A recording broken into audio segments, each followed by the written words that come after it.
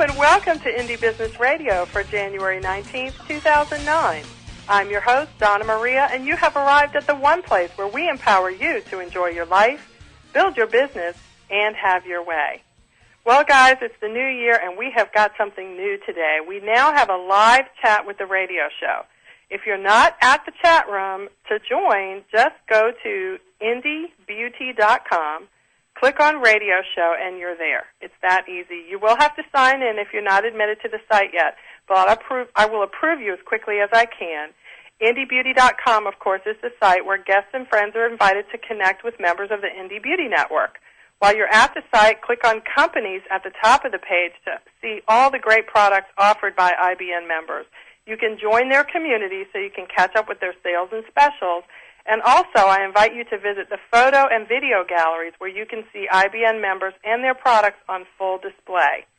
Well, you know, we are so excited to be here again to start another year of this show. I am in my fourth year now. I can hardly believe I've been doing it for that long, and you listeners have just been so supportive and fantastic, and of course the people who sponsor the show have also been a wonderful support.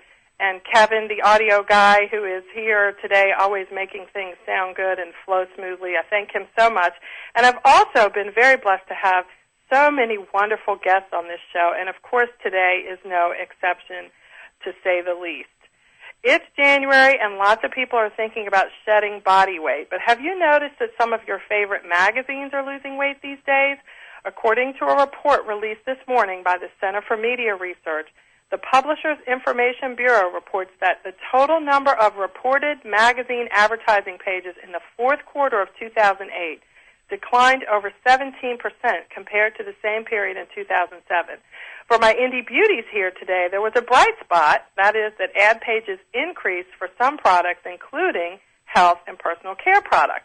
But back to the magazines. While traditional publications seem to be really hard hit, it looks like very small niche publications just might have an opportunity to launch and thrive during these tough economic times.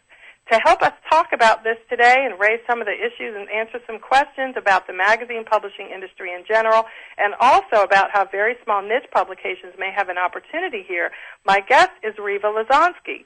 Rieva has been helping entrepreneurs for over 26 years. She is the former editor of Entrepreneur Magazines, one of my favorite business magazines in the whole universe, and the author of the best-selling book, Start Your Own Business. She also has her own website at askrieva.com, and she's here with us today to combine two areas of her expertise, entrepreneurship and magazine publishing, to share some tips and insights with us. Welcome to Indie Business Radio, Rieva. Oh, it's great to be back, Donna Maria. If you have a question, you can type it into the chat room, or you can email it to me at info@indiebusinessradio.com. So, Rieva, tell us a little bit about your personal background. We're going to get into the nitty-gritty of magazines, but how did you end up at Entrepreneur Magazine? What's your story? Well, it was kind of accidental. It was 1978, a really long time ago. I had moved to California because I was tired of winter and I needed a job, or I was going to have to go back home. I had been a journalism major at the University of Missouri, though not magazine major. And right before I was going to have to leave, there was an ad in the LA Times for a research assistant, and I had been doing research at a book publisher in New York before I moved. And I went in, and it turned out to be Entrepreneur Magazine, and I got the job. And so there was a 2.5-year break in the middle there that I wasn't an entrepreneur, but essentially I was there for about 26 years. I left last April to start my own company. So I do know a lot about magazines. Well, yes, I know that. And so tell us a little bit about, Entrepreneur Magazine obviously pretty much grew up while you were there. What was that like? What's it like to lead a magazine? That's a very good way to put it. It did. It's incredibly fun. Magazines are, Entrepreneur's a print magazine. Today there's a lot more going on in the digital world of magazines, but magazines are incredibly fun because they're incredibly changing. You never are doing the same thing, even though you think you're doing the same thing, planning an issue, but every issue is different. And so if you have to be able to multitask and do a lot of new things almost constantly. You're constantly reinventing yourself in the magazine world, but to come up with an idea and however many months later to go to a newsstand and see it there, it's really an amazing thrill. It truly is. I can imagine it's like somebody who invents, some new product or something, and then you invent it, it's in your brain, and then the next thing you know, somebody's selling it. It's that kind of, it's really a high almost. Well, and you guys, of course, at Entrepreneur Magazine, you published monthly. Yes. And that's that's the typical, but it's a very aggressive publishing schedule, right? That's tough to keep up with, isn't it? Well, you know what? A lot of magazines today, it is and it isn't. There's weekly magazines. We used to sit there and think, how does Time Magazine or Newsweek, how do they do that? There's just so much. Or something like Business Week, where there's more than just reporting on the news. There's analysis and in-depth looking at what's going on. That has to be amazing. But, magazines generally are well-staffed. Right now, there's a lot of turmoil going on in the magazine industry, and there's been a lot of monthly magazines that used to publish 12 times that are now publishing 10, and there's some magazines that were publishing 10 times that are now publishing 6, and there's an awful lot of magazines that have gone out of business. So, you have to look at it and go, is that a sign of the times? Is it going to come back? Or is this an industry that is completely in some sort of change paradigm, and when we come out of the recession, will the magazine industry be completely different? And I don't have the answer to that. I have some insight about what's going on and what people can do to get into it, but I don't know that anybody has the true answer to that. Well, and I'm so glad that you phrased it that way, because while, of course, nobody really knows the future and things like that, your insights are so significant, and you hit the nail on the head when you sort of pointed out that the issue is we all know and we can see the changes, but we really don't know exactly what they mean. So for small business owners, for indie business owners who are listening to today's show, this is what we really want to focus on, because it's so challenging to get the word out about your business and to share whatever it is that you know. I think I see that a lot of people are looking at publishing not just online newsletters and blogs, which are both really great and very effective, and of course there's social media now, which are of course forms of publication. So let's talk about, sort of the next step up, and that is putting it all together on paper and either, Rieva, delivering it into someone's mailbox or making it digitally available, which is a fairly new way to distribute a magazine. So what do you think about, those two different options, and which one, based on your experience, do you think the future of magazine publishing is going in? Well, I think that there's a lot of talk about going digital. Everybody's talking about it. The truth is there aren't any truly successful digital magazines out there. There's a number of ways you can deliver a digital magazine. There's Zinio, there's Texperity, there's, I think it's Nextbook. There's several different methods of doing it. And I'm not sure if the problem is that there's still a little bit of perfecting that needs to go on. For instance, I get a magazine delivered every Sunday by Zinio.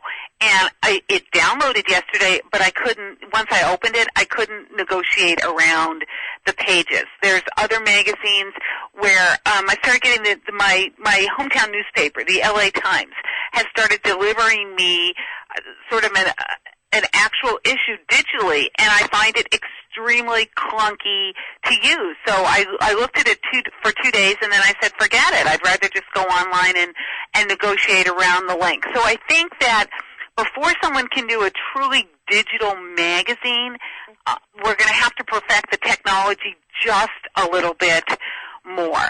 The problem with a print magazine is expense. It is so expensive. So if any of your listeners are out there trying to think of, well, I'm going to do a print magazine, there's two big things you have to ask yourself.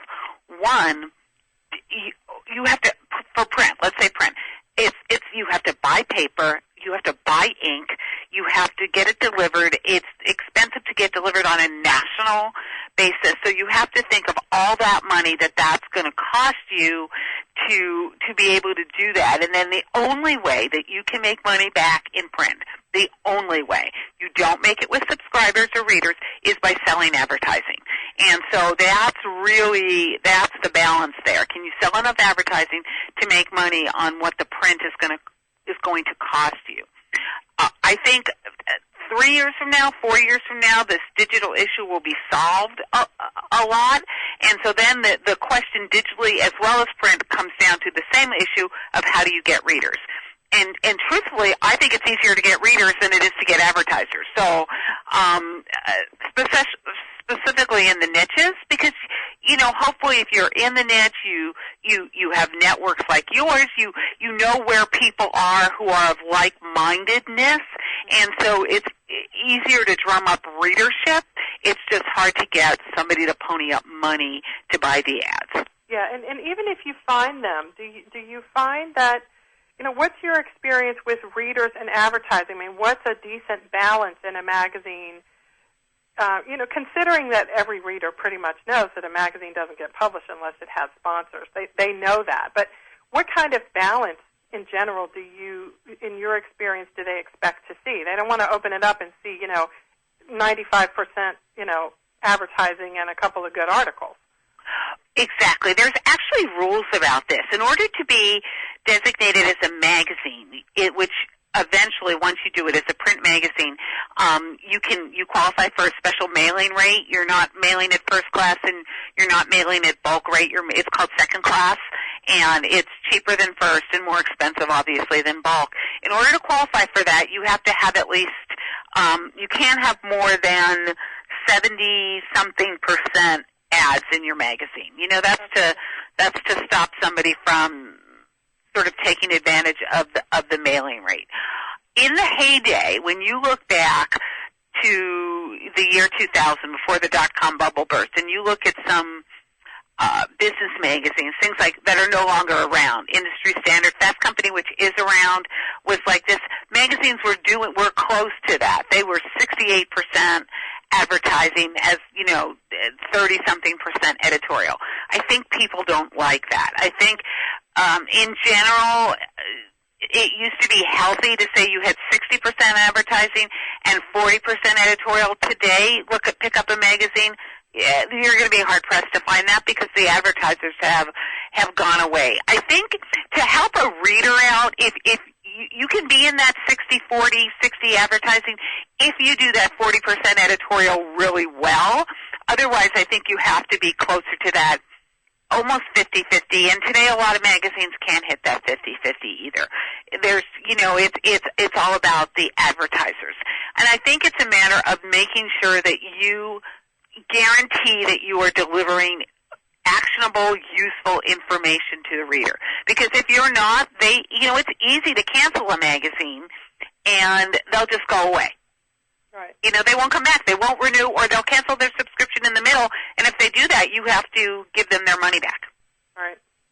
Certainly. That's, I've heard of that happening to a lot of people. And it's interesting that you talked about the United States Postal Service bulk rate requirements, that a publication can't be more than 70% ads, because in the digital world, the same sorts of restrictions don't apply because you don't mail it out. Exactly. Digitally is a lot easier because you're not following postal rules. It's so much cheaper. The question is, can you gather critical mass of readership, and how do you prove that? To advertisers, because advertisers want to know. I mean, really, they pay per person. I mean, it's cost per thousand, but they're going to buy an ad because they're thinking that you're delivering them to this many people. So the advantage of digital is if you are doing something digitally and you have live links in your ad, out to an advertiser, not on your edit page, but in your ad. So if you're looking at a beauty product, let's say there's a new mascara out. Instead of just looking at a flat page in Vogue magazine, you can click on a link in a digital ad and you can go to a testimonial.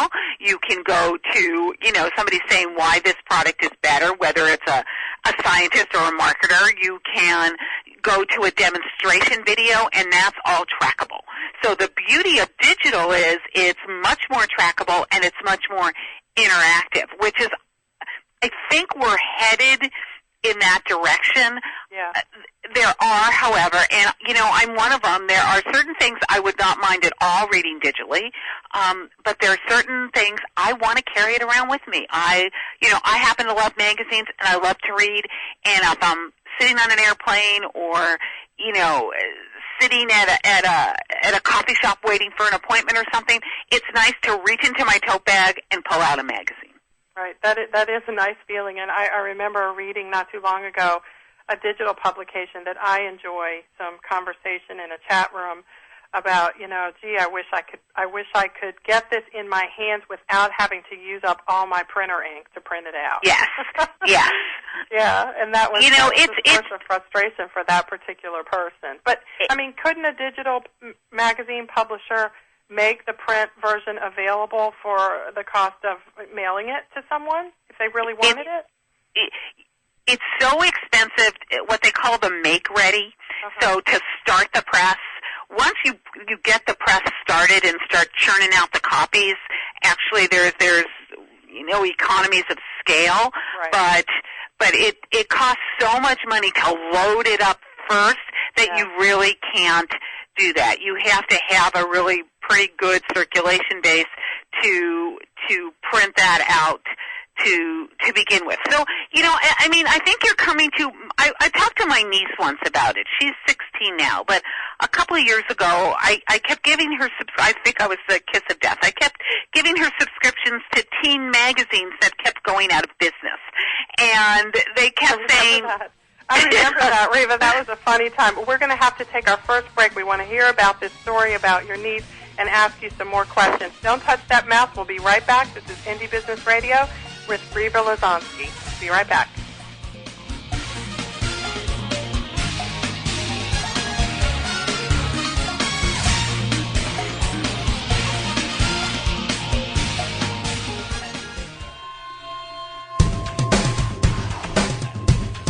Why is everyone listening to GlobalTalkRadio.com? Because it's the future of talk radio. Every day, more and more people are finding Internet radio as not just an alternative media, but as a replacement to traditional AM and FM broadcast stations. Internet radio offers a wider variety of programs, convenient on-demand listening that meets your schedule, and fewer commercial interruptions. And GlobalTalkRadio.com is already leading the way by matching this content with a highly targeted Internet audience. GlobalTalkRadio.com offers its listeners one of the widest programming varieties on the Internet, from business and finance to self-improvement, paranormal, health, literature, romance, politics, and more. There are also opportunities for prospective hosts who would like to host their own weekly or one-time talk shows. Want to learn more? Check us out at www.globaltalkradio.com and see the future of talk radio today.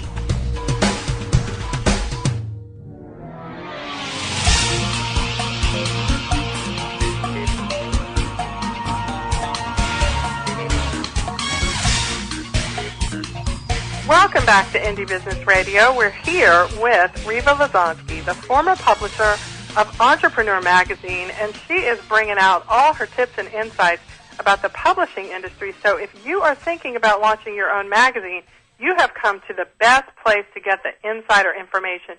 Not only is she an entrepreneur, but she helps entrepreneurs, and she also knows the publishing industry inside and out. So we're going to be picking her brain.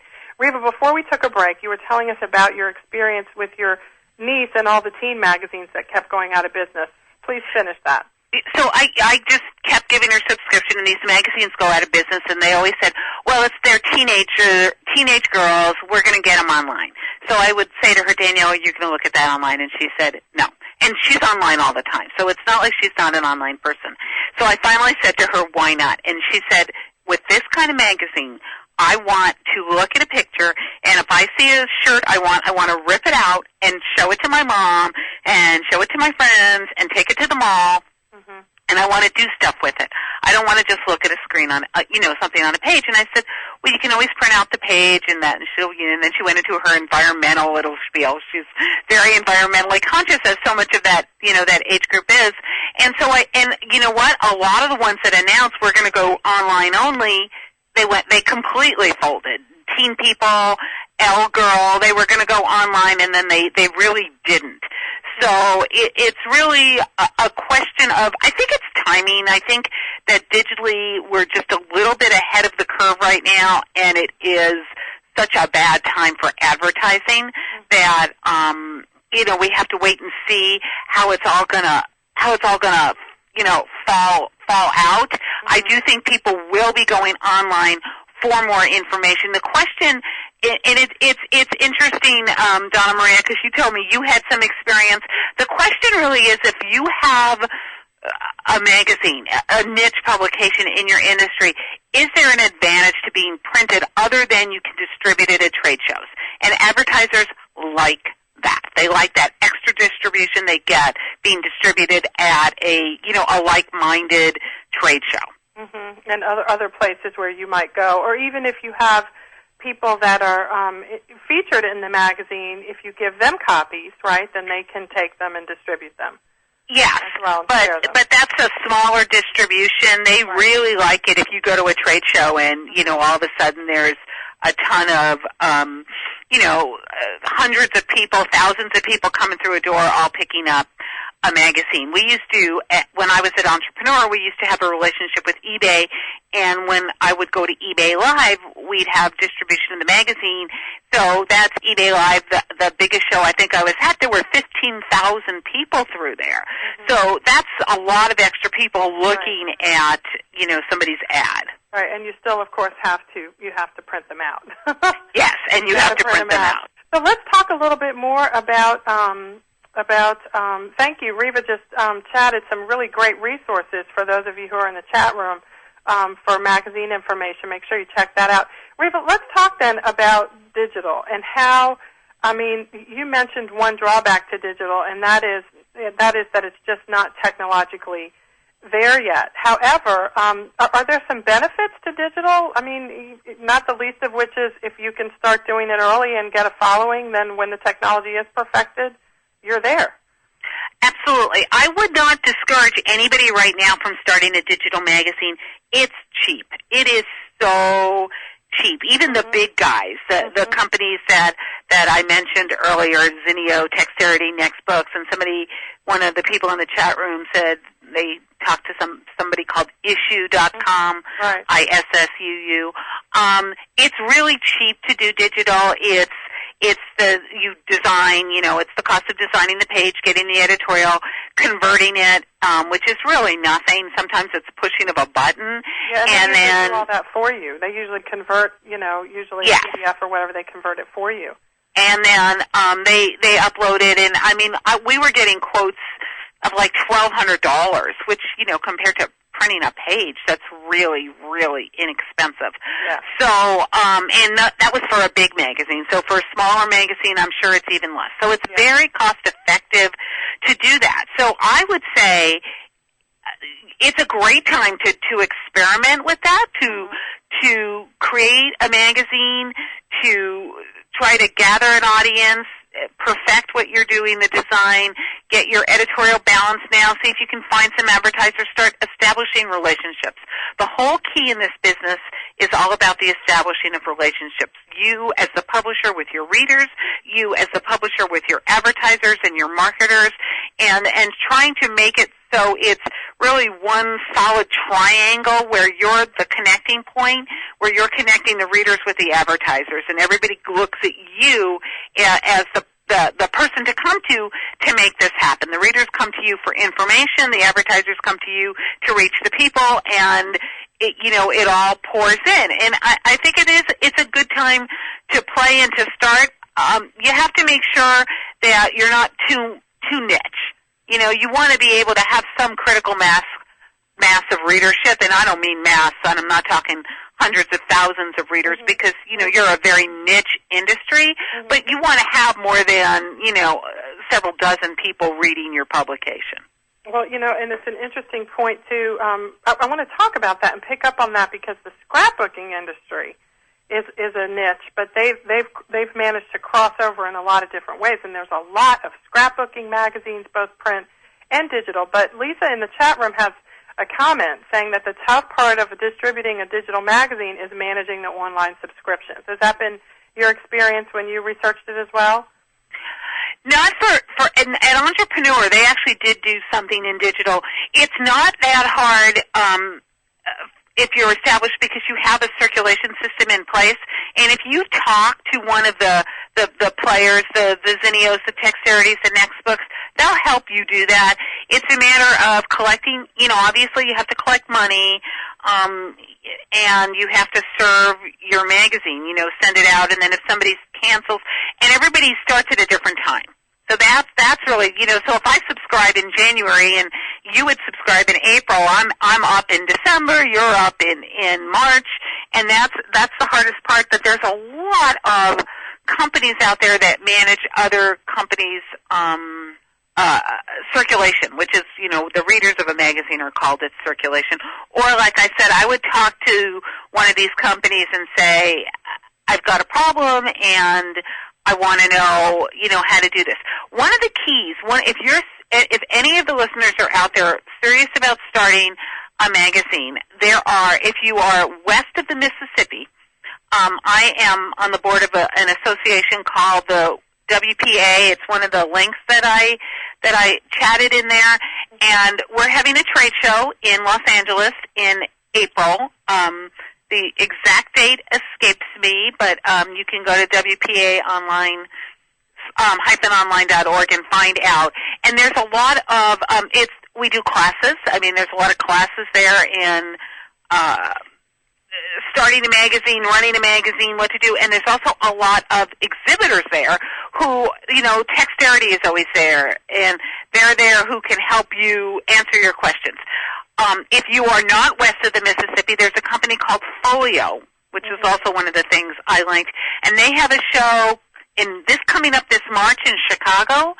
I believe they have one in New York in the fall, and it's the same kind of thing. Lots of classes you can take, and a lot of exhibitors that you can talk to who offer exactly the kinds of programs that you need. And it's a great place to network and meet people. And I have to tell, 3 years ago in one of my classes, I usually teach at least one course at this. One of my courses, some woman came up to me at the end and said, I've got an idea for a magazine. And she said, can I come? She was in Colorado. She said, can I come spend some time with you? And I told her, yeah, this is when I was working at Entrepreneur. And she came and she spent 2 days with us, and she went back and she put together a magazine. It's a print magazine. It was called Colorado Dog. I think she's now in 3 cities. She's doing incredibly well.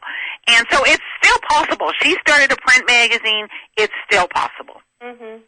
Wow. Well, that's great. And you said how long ago did she start? I think it was 3 years ago. Wow.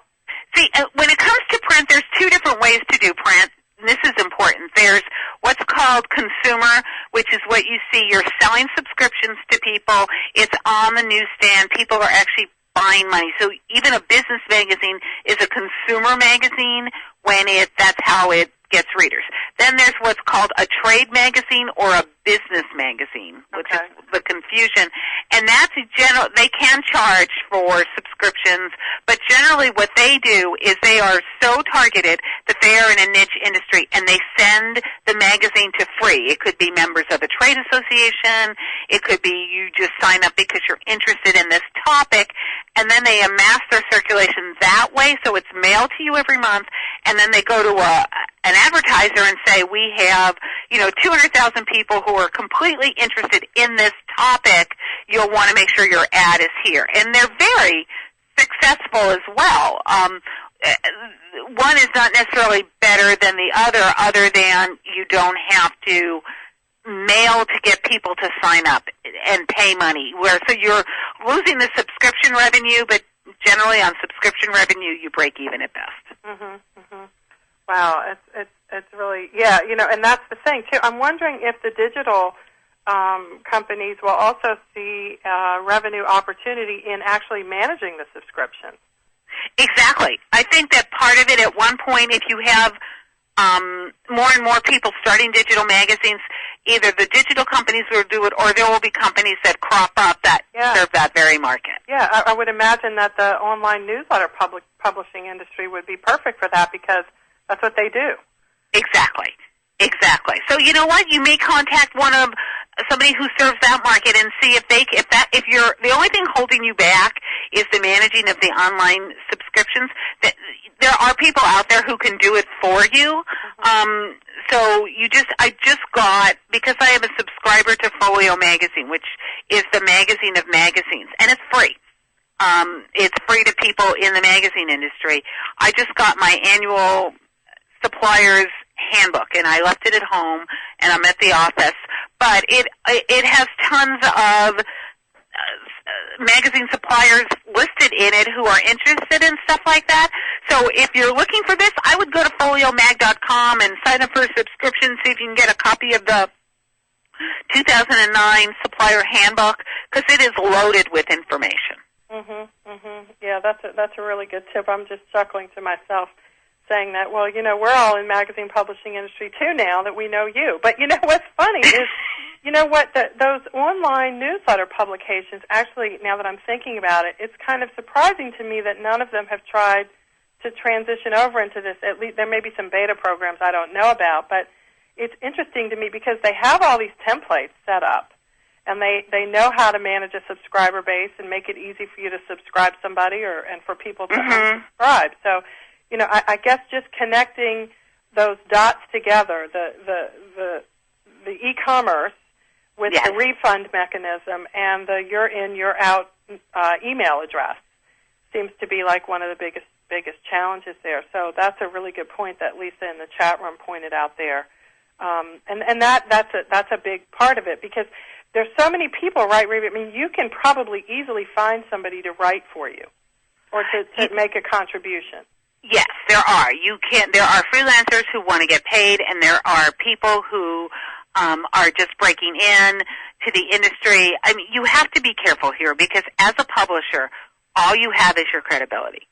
All you have is your credibility. So if you start publishing articles that are written by clients or written by advertisers, no one's going to believe anything you write. So you have to balance that. But there's a lot of people who want to share. They're talking about content, public content, and so I think that there's a lot of people who would be willing to write for free just to start building a resume, and two, to share their views and start building their own following. I mean, that's really important. And then if the big thing today, if somebody writes for you and you give them a link to their website, well, then they're getting something for it. You're not paying them in actual dollars, but you're paying them in sharing of your traffic and sharing of your brand. So there's a value to that. I can't put a number on it. Only you would really know, whoever's doing it would know the value of that. But there is a value to that, and I want you to consider that and don't sell that short when you're trying to build your publication that way. Great tips. We're going to take our last break. We're talking with former Entrepreneur Magazine editor and magazine publishing industry expert, actually. We're finding out through this radio show that she's sharing so much great information and insights from her experience. Rieva Lasonsky. You can visit her website at www.askrieva.com, and Rieva is spelled R-I-E-V-A for those of you who aren't in the chat room. This is Indie Business Radio. We'll be right back.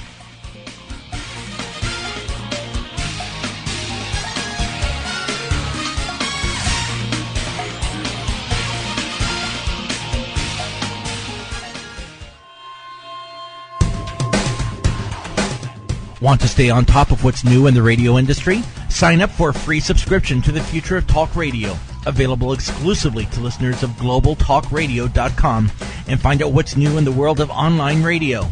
Listeners can find out about new shows and special guests. People with something special to offer can find out how to become a guest and how to prepare for an interview. And prospective hosts will find a valuable resource for everything from planning their new program to selecting topics and guests, recouping expenses by selling advertising, and more. Sign up today for your free subscription to the Future of Talk Radio by visiting www.globaltalkradio.com and learn about the future of talk radio today.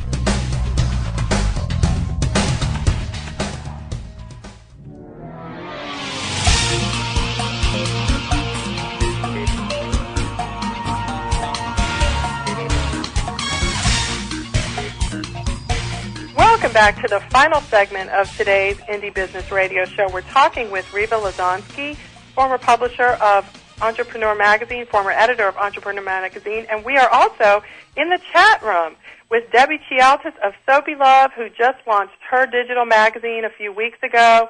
We've also got Lisa Stewart of E.C. Stewart. She is an award-winning designer and graphics artist and illustrator. She was featured on Indie Shopping TV last month. And Noelle Katai, who recently launched a new product of her own, the Aroma Care Car Kit, at VimEssentials.com. So welcome to everybody, and welcome, of course, to the listeners and especially to the people out there in the chat room making this such a great discussion. So, Rieva, we had transitioned into an issue that I know people who want to publish will have questions about, and that is, what are some of the copyright issues associated with engaging other people to write content for your publication? What do we need to be aware of? There are so many issues about this, and everything's negotiable because there's no hard and fast rule. In the old days, and I'm saying you go back 10 years, magazines used to buy all rights. That was it. There was really no negotiating with them. They would buy all rights, and there was nothing you could do about it. Then when online came on board, people started, I want all print and all electronic rights. And at the beginning, freelancers didn't quite get why they shouldn't do that, right. So they did it, and then they found out quickly, no, I want to hold on to my electronic rights. So now it's really...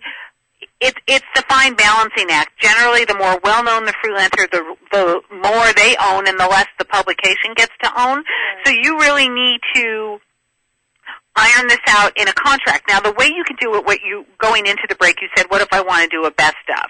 So want what people will say is, I own first-time worldwide rights. Because let's say you want to distribute, especially digitally, this magazine could be read in China or Russia or, London. So you want to buy first-time worldwide rights and first-time electronic rights, but then it goes, at some point, the electronic right, that person can link to it, use it, it's there. Sometimes you really don't own that. They'll charge you more money to sell you that electronic right. But also you write in there, I wanted to buy it to use in my publication and any derivative of my publication. And that's not the right legal word. But so it would protect you from, if you wanted to publish a best of your publication a year later, you would still be able to do that. You would still be able to use that article because you wouldn't alter it. You're publishing it in its original form. If you try to do something else with it, then you might have a problem. Right. So you really have to... No, I was just going to say, I remember a couple of years ago there was a photographer for a well-known, worldwide known photographer at National Geographic who had signed an agreement like that, and his photography appeared in the issues that he knew that he was going to be in, but he didn't understand that the digital meant that, when they published a best of National Geographic that made it available to their subscribers on the Internet, his pictures were a huge part of that, and he was never compensated for it. And he didn't understand that clause in the contract. So it really turned out to, I think they ended up resolving the issue before anybody had to go to court. But I have read about people who have gone to court over these issues. No, you're absolutely right. And I will tell you, photographers have a better, I don't want to call it a union, but a stronger group than freelance writers. Mm-hmm. And when we were at Entrepreneur, photographers sold you one-time rights, period. And if you wanted to use it online, you had to pay them extra money. If you wanted to use it in one of your Entrepreneur had foreign license copies, you had to pay them extra money. Freelancers we're talking to the other end of it, but if anybody listening wants to freelance an article, you could learn a lot from the photographers because they have a much better, more lucrative way of approaching publishers. Do you think for them, better for them. Yeah, do you think that's in part because for a long time the ability to take good pictures was restricted for most people because they couldn't afford the equipment? I think it's that, and I think it's because, and I don't want anybody to interpret this wrong, people see a photographer or see a photograph and say, wow, there's a lot of skill. That's a very talented person. Right. And a lot of times people think anybody can write, and they can't. And they that's true.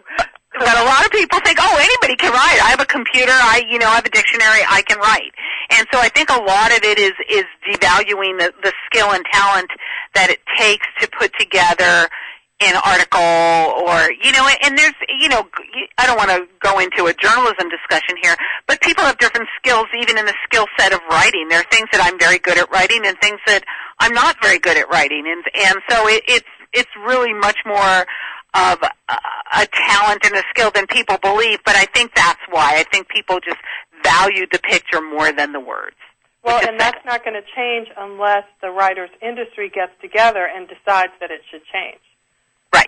That's just going to stay that way, unfortunately. So if you're a writer, you gotta stand up for yourself. Yes, exactly.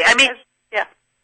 That's exactly true. As a writer, as a freelance writer, this goes to anybody. I think one of the things that we've learned in the last 10 years as entrepreneurship has grown is that no matter how small you start, no matter whether you're starting, if you're one of your people and you started out making one little kind of soap, and no matter, or maybe that's what you're doing now because you're just starting.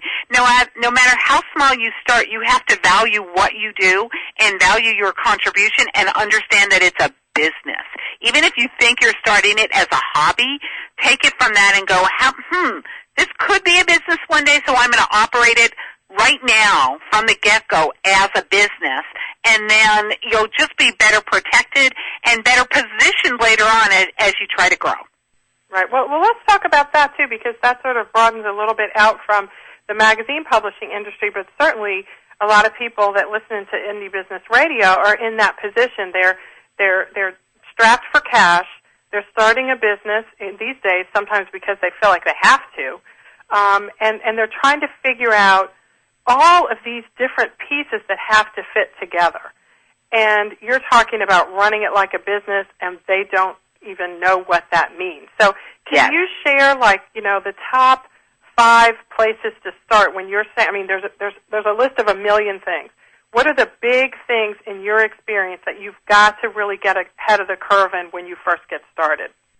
When you first get, you need, and this sounds so boring, but you need to get all your paperwork in order. The first thing you need to do is figure out what kind of business you're going to be. And by that, I mean, are you a sole proprietor? Which is okay, but especially if anybody, and here's my one entrepreneurial lesson. Everybody listening to this needs to make sure they're incorporated.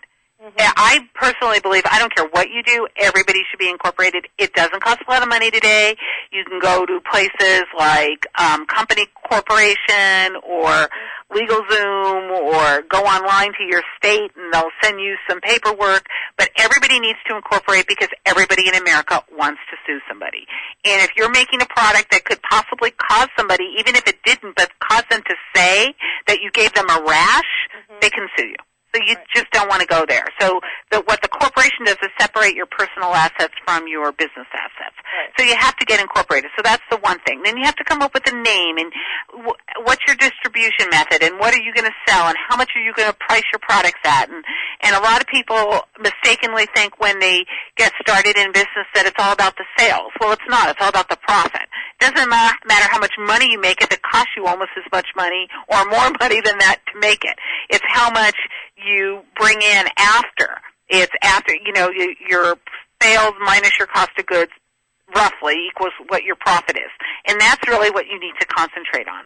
So there's a lot. I'm so glad you said that, too, because a lot of the magazines have these nice, splashy headlines about, 28-year-old, has $1 million business after 6 months or whatever it is. And, it's sometimes hard to find the information about, who are they paying for this and how much are they actually keeping? Exactly. I think that's a really interesting question, but I digress.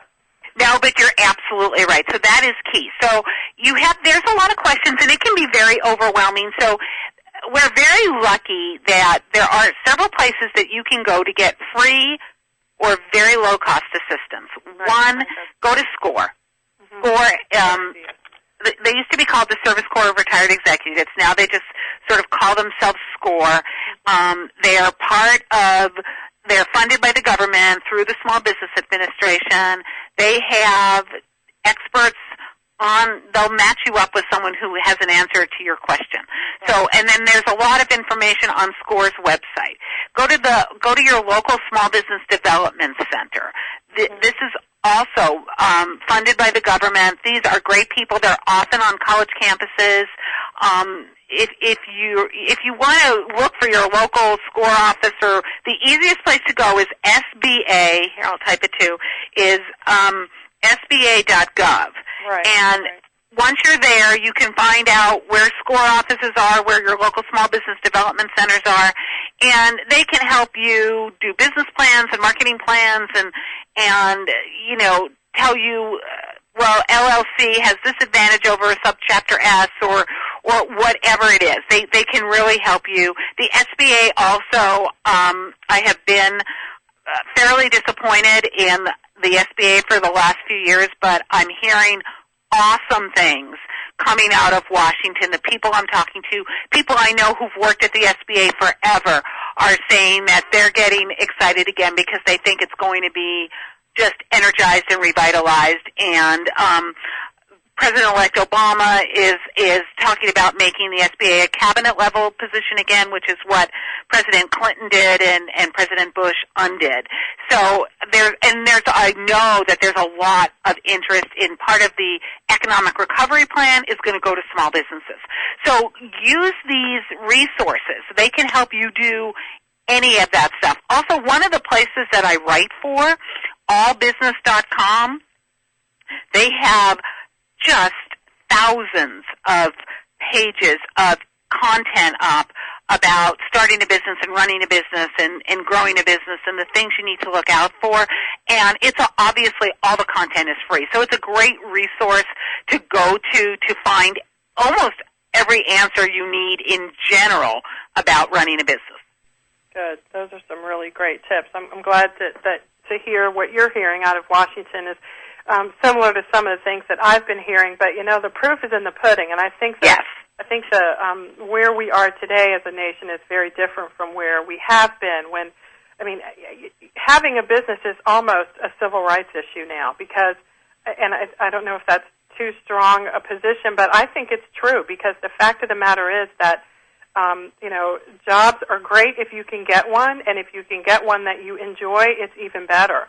But they're so few and far between, and even if you get one, you're not going to have it very long because the nature of the beast is that you're going to be moving around. So being able to have something that you can rely on is just, it's tough for people who don't even have access to the Internet. I mean, all the tips that you've offered, as awesome as they are, what about, what are we going to do about those people who can't get a job and can't even go to allbusiness.com? Those are the people that I worry about, and hopefully we can all, as small business owners who are in the position of being very small. I mean, Rieva, as you know, small business as defined by the government is not always small. Exactly. So exactly. We're in a whole different there is no name for us. Micro, tiny, what is it? And I think there's more and more of us. So I hope you're right. If it becomes a cabinet level position, then it's also going to have to deal with people, not just, businesses, but people who are running businesses, legitimate businesses from their home while they're also taking care of their kids. And that's like two of the people in this chat room now. So, I'm going to tell you something that I found out in the mid-'90s that they found out, the government found out. I was on the SBA National Advisory Council, and they did a survey in the mid-'90s, and they were concerned because they didn't think it was right, but they figured out it was, and they put it out. And I think the same is true today, and they're going to understand this. When you look, everybody talks about small business being the growth engine and the job engine in this country, and it's true. But what they don't realize, that growth, the bulk of the growth, doesn't come from the bigger small businesses. It doesn't even come from the medium-sized small businesses. It comes from the less than 4 employee small businesses. That's where jobs come from, and I know people who are trying to hammer that in over at the Obama administration, over at the SBA, so that people get that and understand it and then say, how can we help these independent tiny businesses? Because they're there today, they may be in the home today, they may be home-based today, but it's not necessarily where you want to be. And so how can we help them get out and grow? Do they get it? I don't know because I haven't connected yet. I have several requests in to talk to the incoming SBA administrator, but she still has to be confirmed. Right. And so I'm hoping they get it. I know that there are people at the SBA who get it, and I've seen some research that I'm not allowed to talk about that will underscore that point, so I think they will get it. Good. I'm really excited to hear that, and I know our listeners are as well, because it's not just business. If you're a tiny business and you've got 4 or fewer employees, then you're not just funding your business with your profits. You're also paying yourself and buying diapers and shoes and softball uniforms. And I think that's the connection that makes it a much more prominent issue, is that if these businesses don't have an opportunity to be successful, it's not just another business bites the dust. It's, my kid might not be able to, play softball or go to college, and that's a problem. So you're absolutely right. One of the most successful programs during the Clinton years in the SBA was they instituted what they call microfunding. And it was $25,000 and less, $12,500 and less loans for small businesses, micro businesses, to get micro funds, because they found out that's what they want. That there wasn't this activity on the give me $2 million. People either wanted like $10,000 or $10 million. Like in the middle, there wasn't a lot of activity. Hopefully, I can't see how things have changed, and hopefully we will get back to that point. That microloan funding program really became inoperative. Hopefully we're going to get back to that point where we realize if we make a $10,000, or if we help a bank make a $10,000 SBA loan, that $10,000 by the end of the year is going to turn into a lot more, because maybe someone's going to use that to employ someone who's now going to start earning money and spending money. And that's how you build recoveries. It's all about bottom up. Nothing ever trickles from the top down, ever. Yeah. Haven't we learned that lesson? If we haven't learned it before, we've certainly learned it now. Rieva, thank you so much for joining us on today's show. Everyone, check out www.askrieva.com, askrieva.com. She's got an open door there. It says, ask me a question, and then there's a blank space, okay? So let's get over there and ask her a question, because she is just a boatload of information. Thank you so much, Rieva, and thank you, listeners, for joining. Next week, author Hayagriva Rao. He is a professor at Stanford University, and he's written a book called Market Rebels. And this book is all about how the entire market is being turned upside down because it's the rebels, the people you communicate with, the people who are ground-swelling messages throughout the Internet. These are the ones who are driving industry today. It goes hand in hand with what Rieva and I were just talking about the very small businesses making the biggest difference. And we're going to be talking with Professor Rao next week about his book, Market Rebels, and how we can take advantage of technology so we can make sure that our message gets out there and we get the kind of groundswell support that we need, not only for our businesses, but for small businesses in general. That's next week, January 26th, right here on Indie Business Radio. I look forward to seeing you then. In the meantime, enjoy your life, build your business, and have your way.